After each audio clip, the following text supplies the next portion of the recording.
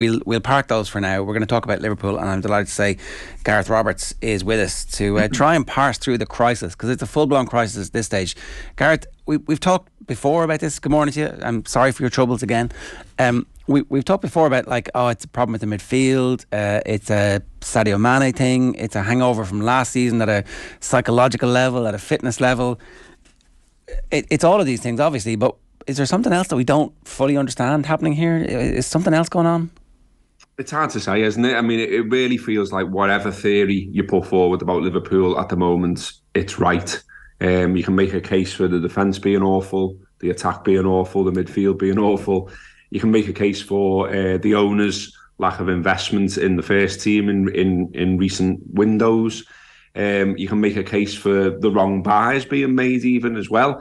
So, there is an awful lot of talk about the owners and investment, but equally, was Cody Gakpo the right person to buy at this time when Liverpool are struggling in the way that they are in midfield in particular? What did he really add at this time?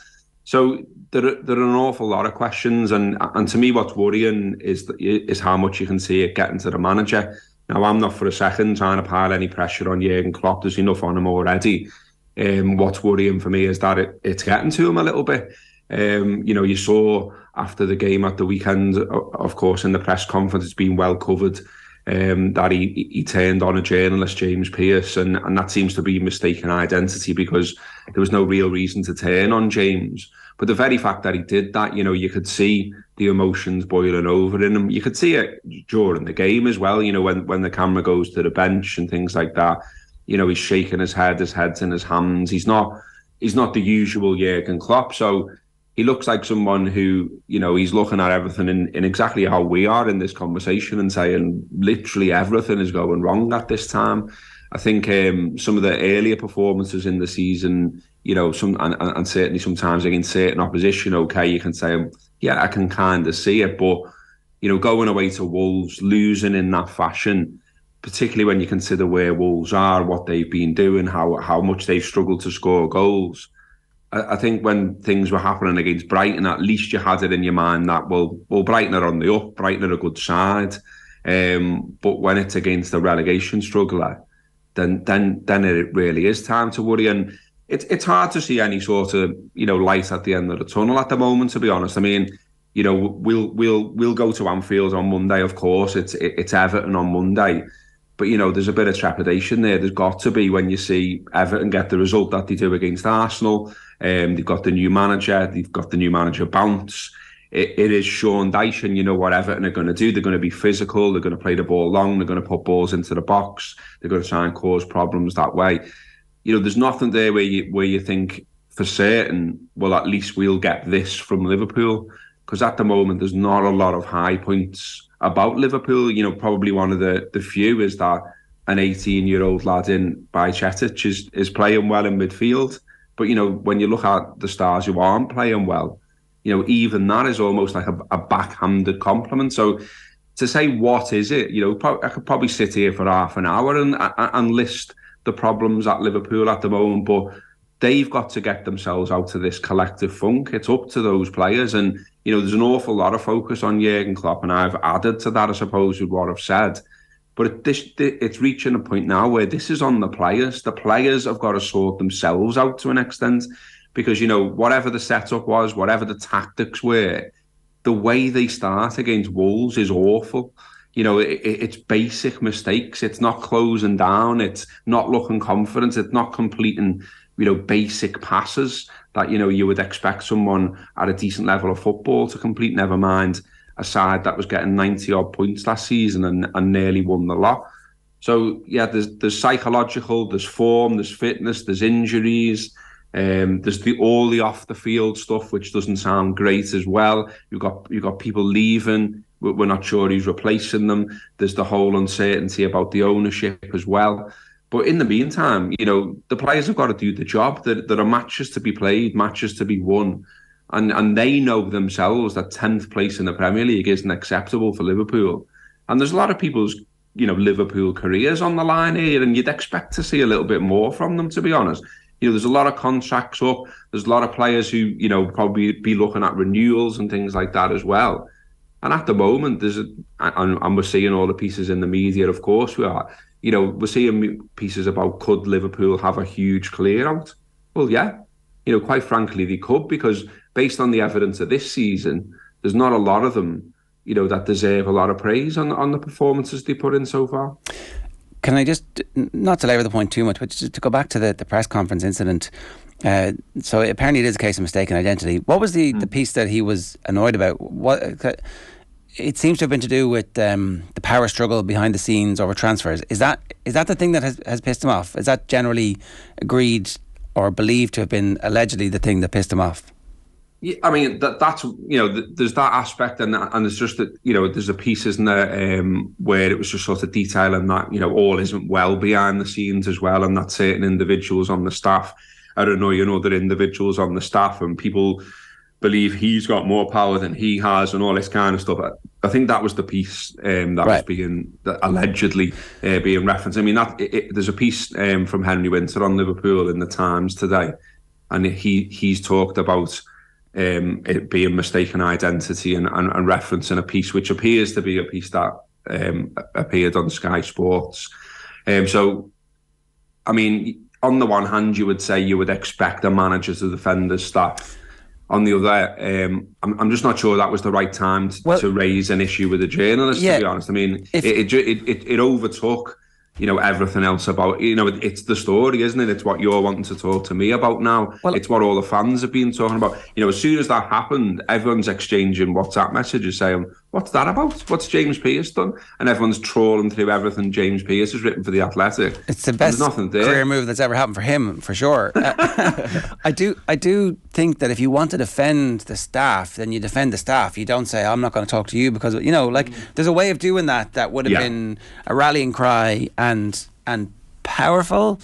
It's a high wire act, but there's no high wire act in like refusing to answer questions from somebody because you're annoyed by them. And I think that just circles back to the point you made, where it just did appear like it had annoyed him to the level where he'd lost control. Now, famously, he's been pissed off at Roy Keane before, and post matches he's like, but that's generally after a victory or a mad refereeing decision or something. But this was calculated to the point where it didn't look like it was a good strategic move. And sure, look, who knows what else. And I also feel like the power vacuum, when the owners have said that this club is for sale and they're looking for ownership, that has allowed, I'm sure that is just mildly distracting for Klopp and the change in transfer power structure, however that has ended up working. And the results have not been the spectacular success that they were for so long. Then all of a sudden it's death by 1,000 cuts. Yeah, and that is how it looks. Everyone's looking at Brighton at the moment, aren't they, and saying, how brilliantly run Brighton is, how well they've done in terms of getting players in that, and all of a sudden those players' values are going through the roof and everyone else wants to buy them. This is sort of the type of stuff that Liverpool would do. And Liverpool with a well-run club, Liverpool with a club where, a team like they had some kind of secret around transfers. Obviously, Michael Edwards has left. Julian Ward then meant to be stepping into the vacuum. It did come as a shock to me and probably everyone else who supports Liverpool that he's then going, and there are other people behind the scenes going. We don't know who the next sporting director is going to be. There's the vacuum in terms of power as well, like you say, in terms of the owners. Mike Gordon has obviously stepped away from the running of the club to concentrate on the selling of the club. And it just does seem that it's an absolute mess at the moment from top to bottom, and you're seeing that in results. But like I say, I mean, for all the noise that there is around those various things, it's got to come back to the players at some point. And we're just seeing performances from the collective now where it's unrecognisable.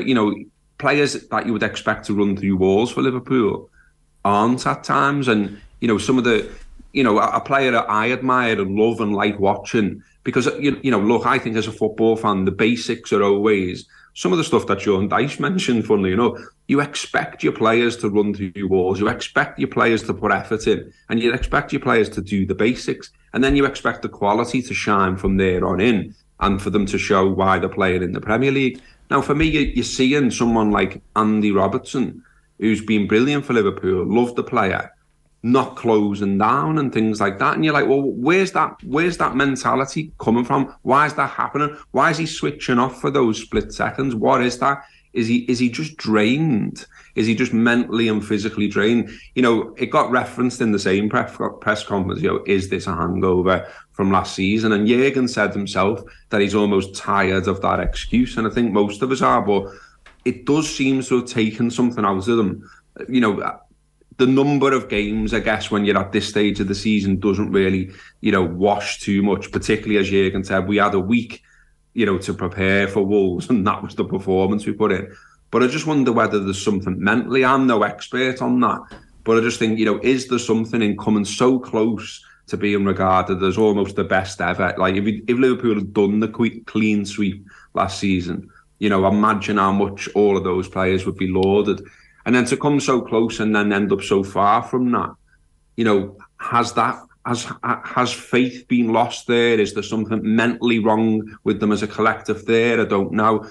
I think as well, you know, there's a lot to talk about transfers every single day. There's a lot of people that are absolutely obsessed by transfers, seemingly live for football transfers and don't consider any other aspect of it. But you've got to say that Liverpool have spent money on two fellas who play up front who aren't doing enough at the moment. You know, Cody Gakpo for me has just looked neat and tidy at times. You know, you saw a little bit from him, I thought, in one of the Brighton games where it looked like he was linking a little bit more with players and things like that. But overall, you know, he's not looked a big threat or anything. He's not come in and made an impact. You know, Núñez, I like Núñez. He's got something about him. And look, he scored 10 goals for Liverpool this season and is the second top goal scorer. But equally, we know that, you know, he's not taking chances, that he can look a little bit awkward at times. By his own admission, he's been surprised by the levels of the Premier League and the physicality of the Premier League and all the rest of it.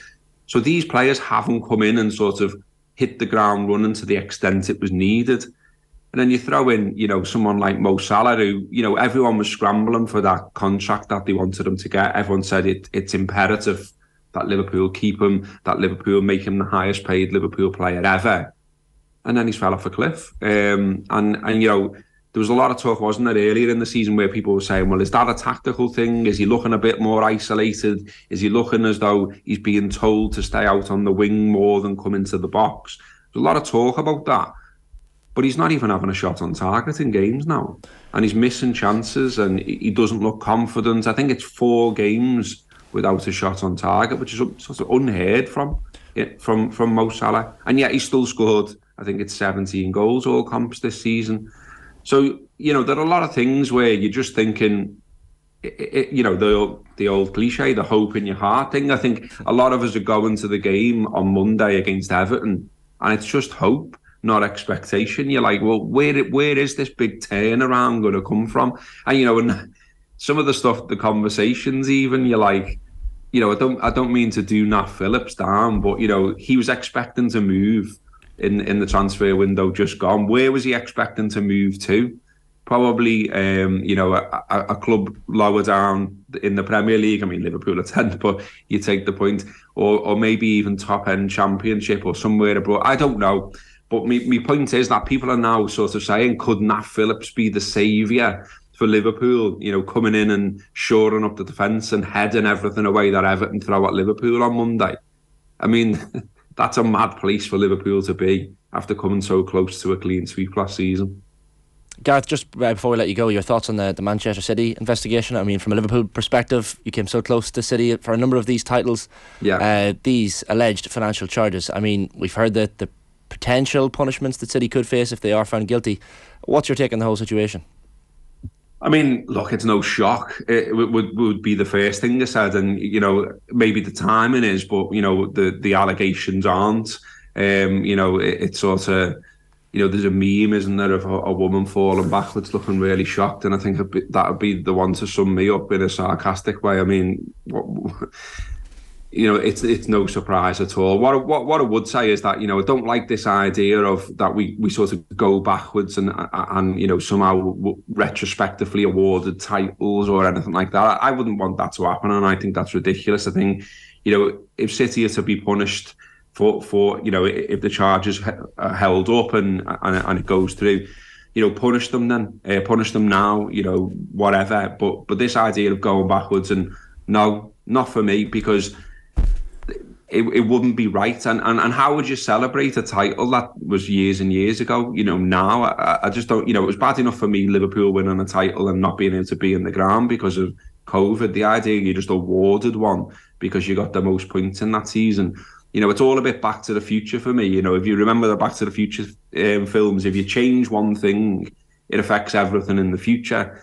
And so obviously if you went back and, Manchester City didn't buy X or Y or, whatever, you didn't spend all this money, well, everything would change, wouldn't it? And, Liverpool might not win all those points because, let's be honest, look, Liverpool and Manchester City have pushed each other on, I think, at times. And, one of the reasons that Liverpool have got so many points in the Premier League under Jurgen Klopp is Manchester City. He took that challenge and ran with it. And I remember him coming out after an interview once saying, well, maybe we have to go and get 100 points. And I remember at the time thinking, wow, 100 points to win the league. That is absolutely wild. But Jurgen Klopp sort of embraced that. So Manchester City pushed Liverpool on. And yeah, I wouldn't want that personally. I see a lot of people talking about that, and obviously ex-Liverpool players, current Liverpool players, coming out and saying, have I won the Premier League in the past and all that? No is the answer. Wouldn't be for me, that. Fair enough. Gareth, you have a new podcast out. What's it called? Yeah, new podcast called The Late Challenge, just out today on YouTube. Bit of football, bit of news, bit of messing about. So go and have a look at that. It's thelatechallengepodcast.com. Best of luck with the whole thing, Gareth. Great to have you with us again. Mate. Thanks a million. Cheers.